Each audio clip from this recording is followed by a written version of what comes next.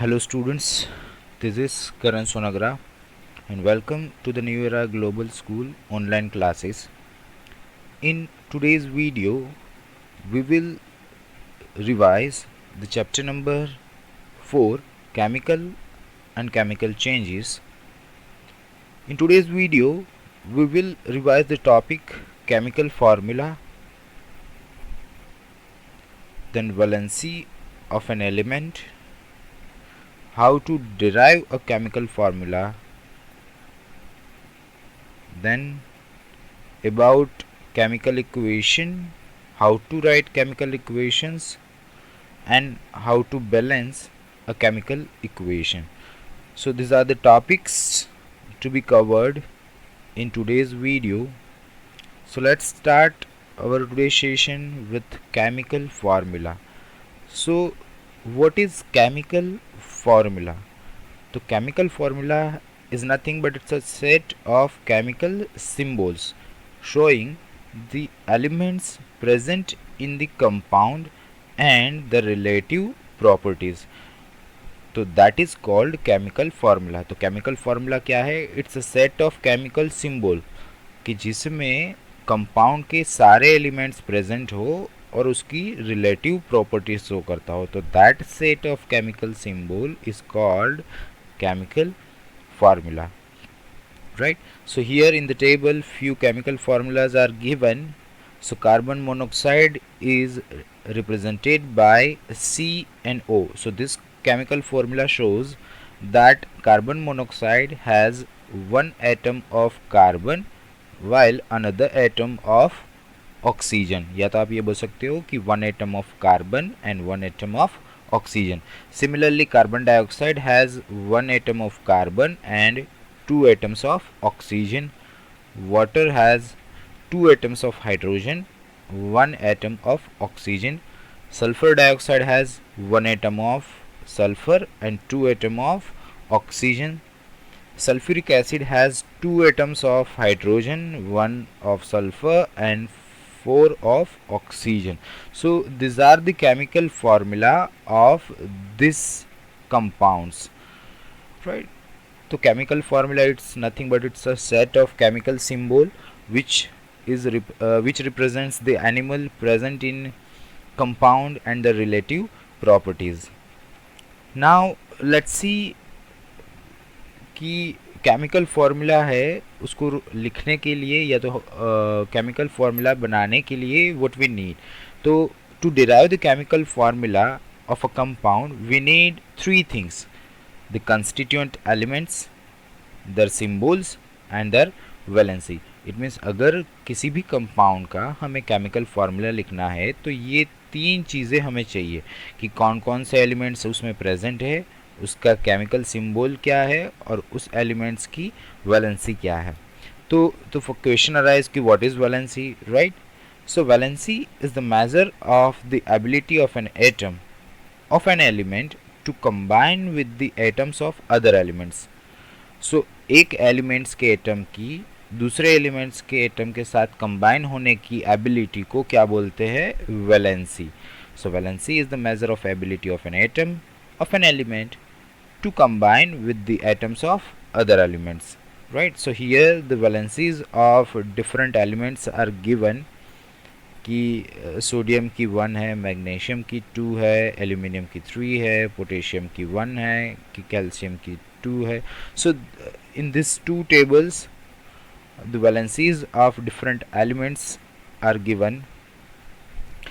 तो now let's talk about how to derive the chemical formula. अगर chemical formula को हमें लिखना है तो किस तरह से लिखना होता है? So there are total 5 steps to write down the chemical formula. The first one is write down the symbols of all elements which are involved in compound. अगर कोई कंपाउंड का आप केमिकल फार्मूला लिखते हो तो उसके जितने भी एलिमेंट्स है, उस कंपाउंड में जितने भी एलिमेंट्स है उसके सिंबल्स को पहले लिख लो. Then below each symbol write its valencies. उसके सिंबल के नीचे क्या लिखना है आपको? उसकी वैलेंसी लिखनी है. Then third step is to cross over the valencies. जो वैलेंसीज आपने सिंबल्स के नीचे लिखी हुई है उसको क्रॉस ओवर करनी है. Then fourth one if the valencies can be simplified, then divide them both by the smaller number of the two numbers. It means simplify करना है. अगर valencies को हम लोग क्रॉस ओवर करते हैं तो अगर वो simplify हो सकती है तो उसको simplify कर देना है. And then write down the formula. So these are the 5 steps to derive the chemical formula. So let's take an example. If I want to write down the carbon dioxide, right? So carbon dioxide contain carbon and oxygen. We know that. So write down the symbol of carbon and oxygen just like this. Then second step is to write down the valencies below each symbol. तो carbon की valency है वो यहाँ पर आप देख सकते हो कितनी है, किधर, यहाँ पे. तो कार्बन की वैलेंसी है वो 4 है और ऑक्सीजन की वैलेंसी कितनी है 2. तो write down the valencies of carbon and oxygen just below its symbol. तो यहाँ पे 4 और यहाँ पे 2. Then after that just cross over the valencies, मतलब को इसको 2 से मल्टीप्लाई, 4 को यहाँ पे ले आओ और 2 को यहाँ पे ले आओ, राइट. तो whenever you write it down तो 2 और 4 यहाँ पर आएंगे, but that 2 and 4 both are divided by 2. तो उससे कॉमन फैक्टर से डिवाइड करोगे तो आप बचेगा क्या 1 and 2. So it shows that carbon dioxide has 1 atom of carbon and 2 atom of oxygen. Similarly for carbon disulfide, तो carbon disulfide contains carbon and sulfur. तो carbon and sulfur को, sulphur के सिम्बल्स लिखो. After that below it's symbol right down the valencies, जो कि carbon की कितनी है 4 और सल्फर की कितनी है 2. Then cross over the valencies, तो ये 2 है वो यहाँ पर आ जाएगा, 4 है वो यहाँ पर आ जाएगा. अगेन ये इसको सिंप्लीफाई कर सकते हैं by dividing both of them by 2. तो ये रहेगा 1 और ये रहेगा 2. सो कार्बन डाइसल्फाइड में कार्बन के कितने एटम होते 1 और सल्फर के कितने होते 2. तो CS2 would be the answer. Similarly, you can do it by yourself of aluminum oxide and potassium oxide. Now let's move on to our next topic, which is chemical equation. So before going to learn or before going to revise chemical reaction, we should know about the chemical reaction, right? तो chemical reaction क्या है? So chemical reaction is the process by which the substances join or break apart chemically. So that process is called chemical reaction. Chemical reaction में substances either join होते या तो break होते chemically. So that chemical process is called chemical reaction, right? तो substances that are being used up in the chemical reaction are called reactants and which are being produced are called products. तो जो use हो रहे हैं उसको reactant बोलते हैं और जो प्रोड्यूस हो रहे हैं उसको प्रोडक्ट बोलते हैं. तो केमिकल रिएक्शन में जो भी सब्सटेंसेस यूज हो रहे हैं उसको बोलते हैं रिएक्टेंट्स और जो भी प्रोड्यूस हो रहे हैं उसको बोलते हैं प्रोडक्ट्स.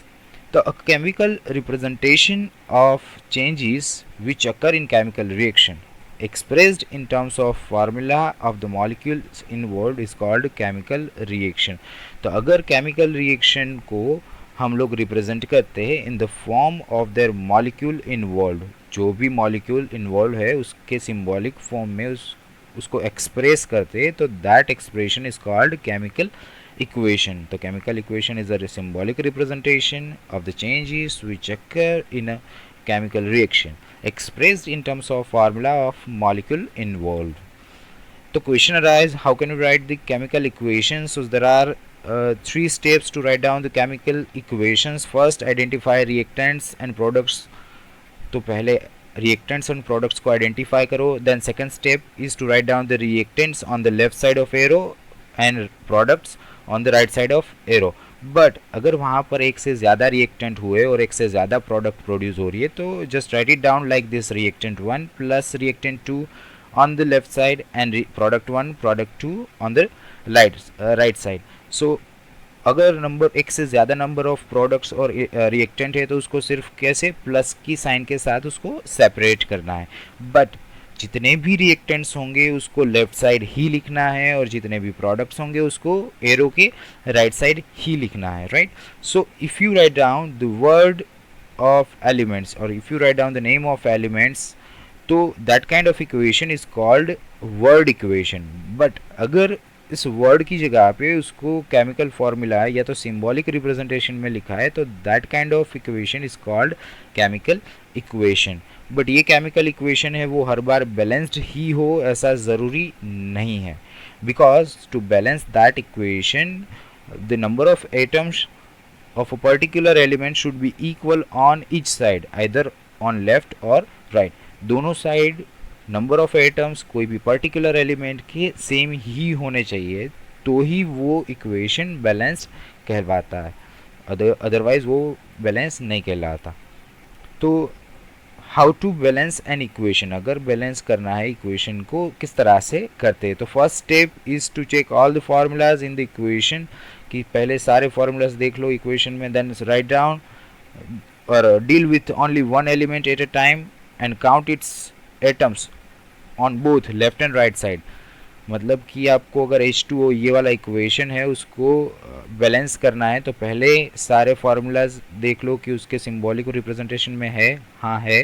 नाउ सेकंड इज़ कि एक ही एलिमेंट के साथ हमें डील करनी है, तो that is let's start with H2। तो हाइड्रोजन के 2 एटम है on the left side and 2 atom है on the right side. Then oxygen के 2 एटम है on the left side and oxygen का एक ही एटम है on the right side. So अगर ऑक्सीजन के 2 एटम हमें करने हैं तो we have to add big number. Big number means कि यहाँ पे आगे हमें 2 ऐड करने पड़ेंगे, तो बिकॉज ऑफ दैट वहाँ पर ऑक्सीजन के 2 एलिमेंट हो जाए, 2 एटम्स हो जाएंगे। तो अगर वहाँ पर 2 एटम हो गए तो now again check the chemical equation कि क्या है। तो हाइड्रोजन के यहाँ पे 2 है और ऑक्सीजन हाइड्रोजन के यहाँ पर 4 है, तो अगेन हाइड्रोजन के है वो बदल गए हैं नंबर ऑफ एटम, तो उसको हमें बैलेंस करना पड़ेगा। तो किस तरह से बैलेंस कर सकते हैं, यहाँ पर 4 है तो लेफ्ट हैंड साइड भी हमारे 4 ही होने चाहिए। तो यहाँ पे 4 करने के लिए we need to add 2 numbers just before H2। तो अभी आप देख सकते हो अगेन मैंने H2 के आगे 2 लिख दिया है, तो क्या है कि हाइड्रोजन के 4 एटम, राइट हैंड साइड पे हाइड्रोजन के 4 एटम, लेफ्ट हैंड साइड पे ऑक्सीजन के 2 atom and right hand side पे ऑक्सीजन के यहाँ पे 1 और ये 2 मॉलिक्यूल है तो टोटल 2 एटम्स। तो now this equation is in balanced condition, right. तो this is how you can balance the equation. So there are 4 steps ki first write down the formula, then deal with the only one element at the same time and count the number of atoms on both left and right side, then balance the equation by adding the big number। तो big number means कि आपको हर बार वो number आगे ही लिखना है, ना कि यहाँ पर देख जैसे ये H2 है तो वो 2 को आप नहीं बदल सकते, सिर्फ इसके आगे 1 2 3 4 जितने भी आपको ऐड करने हैं वो कर सकते हो एज पर the requirement. Then check each elements again and repeat the step 3 if needed. हर बार चेक करते जाओ जब तक सारे एलिमेंट्स के एटम्स बैलेंस ना हो जाए। So that's it in today's video. I hope you have enjoyed it a lot and revise this chapter, complete your FNB if you haven't completed yet. So thank you and have a nice day.